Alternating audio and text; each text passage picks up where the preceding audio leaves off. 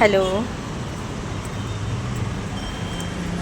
કોઈ દિવસ વિડીયો બનાવ્યો નથી આવી રીતે બ્લોગમાં. આજે પહેલી વખત બોલવાની કોશિશ કરું છું. હવે આજે હું તમને મારું એક નાનું અમથું ટેરેસ ગાર્ડન બતાવું છું. ગાર્ડનિંગ પણ આવડતું નથી, પણ બસ થોડી મહેનત કરવાથી આટલા સરસ ફ્લાવર્સ આપણા ત્યાં જોવા મળે છે. જુઓ, આ બધું મેં એક નાના કુંડામાં જ લગાવેલું છે અને એ પણ ટેરેસ ઉપર છે. અને મોગરા જુઓ, ભરપૂર મોગરા થઈ રહ્યા છે મારે ત્યાં, અને એની સુગંધ પણ એટલી જ સરસ આવે છે. આ જુઓ,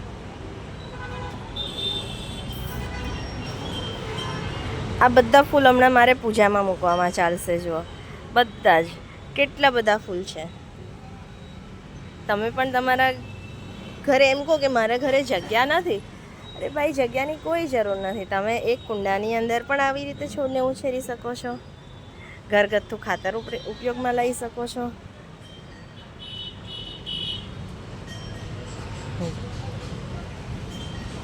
થોડું વિડીયો બનાવતા આવડતું નથી, એટલે થોડું પહેલી વખત છે, એટલે જરાક થોડું લાઈક કરી આપજો. બધા લાઈક અને શેર થઈ જાય તો સારું છે. આના પછી જો કંઈક શીખવા મળશે તો બીજું કંઈક પણ બતાવીશ તમને. શીખીશ, થોડું વિડીયો બનાવતા શીખી લઈશ. આના સિવાય મારી પાસે અહીંયા જુઓ, ગુલાબ, જાસૂદમાં પણ બહુ જ સરસ ફૂલ આવે છે. અહીંયા મારો એક નાનો અમથો તુલસી ક્યારો છે.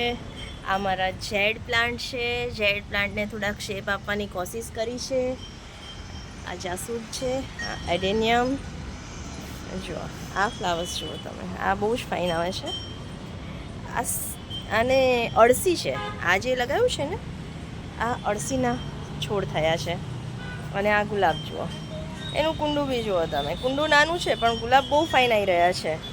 થોડીક મહેનતની જરૂર છે, થોડું ખાતર એને આપતું રહેવાનું. પાણી તો તમારે રેગ્યુલર આપવું જ પડે. જો પાણી તમે વ્યવસ્થિત આપશો ને તો છોડ બહુ જ સરસ થશે. અત્યારે આમ પણ ગુલાબની સિઝન છે, એટલે ગુલાબ તો થવાના જ છે તમારે ત્યાં, પણ થોડીક મહેનત કરશો ને તો ગુલાબ બહુ જ સરસ રીતે થાય છે. આ સિવાય મારી પાસે આ ઓફિસ ટાઈમમાં મારી પાસે બહુ બધા કલર છે. યલો છે, એક યલો આ છે, એક આ પિંક રેગ્યુલર બધાના પાસે હોય છે. આ મલ્ટી કલરમાં છે, બહુ ફાઇન થાય છે. આ કલર તો બહુ જ ગમે છે. સદાબહારમાં ક્યારેય ફૂલ ઓછા થાય જ નહીં. અહીંયા 3 કલરમાં સેવંતી લગાવ્યું છે. એમાં યલો છે, પર્પલ છે અને વ્હાઈટ છે. એ પણ બહુ ફાઇન થાય છે મારે. અને એક આ જુઓ, આ ઓફિસ ટાઈમમાં એકદમ light pink colour, light pink બહુ ફાઇન છે.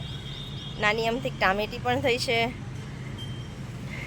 ફ્રૂટ મૂકવાનું કેરેટ હતું, એની અંદર થોડુંક લગાવ્યું છે મેં. એક કારેલી થઈ છે, મરચી થઈ છે. જોકે એક કુંડામાં એક જ પ્લાન્ટ રાખીએ ને તો સરસ ગ્રોથ કરે છે. મારી પાસે જગ્યા થોડી ઓછી પડે છે ને, એટલે મેં ડબલ લગાવી દીધું છે. આ એક દૂધીનો છોડ થયો છે.